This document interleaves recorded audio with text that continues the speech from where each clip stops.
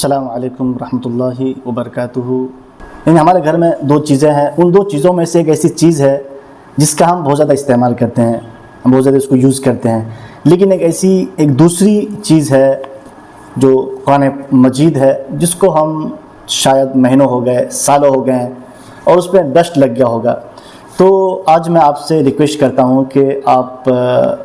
کے گھروں میں اگر کہیں قرآن رکھا ہوا ہے،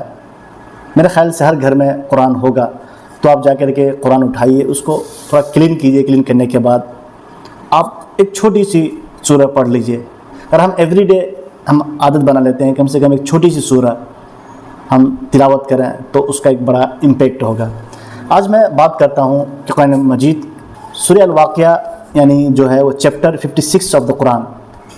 میں آتا ہے، اور اس سورہ کے بارے میں آتا ہے کہ اس کی بڑی فضیلت ہے، اور اس سورہ کو راتوں میں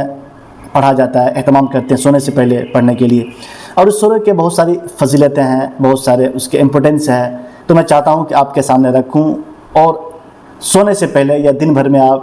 10 سے 15 منٹ نکالنا ہے، انف ہے، اس سورہ آپ پڑھائی کر لیں۔ تو یہ سورہ جو ہم پڑھیں گے اس کے بہت سارے فوائد ہیں۔ اس سورہ میں سب سے بڑی چیز ہے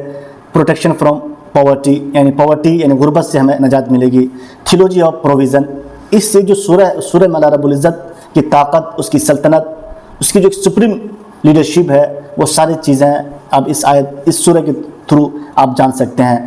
تیسرا جو پوائنٹ ہے اویئرنیس آف ہیئر آفٹر، یعنی ڈے آف ججمنٹس اور آخرت کا تذکرہ ہے، اور یہ جو زندگی ہے، اس زندگی کے بعد کی جو زندگی، اس زندگی کا ایک اوپن انداز میں اللہ رب العزت نے تذکرہ کیا ہے، اور جو اچھے لوگ ہیں، جو برے لوگ ہیں، ان کا کیا سزا اور جزا ہوگا، اس کا بھی تذکرہ ہے۔ Motivation for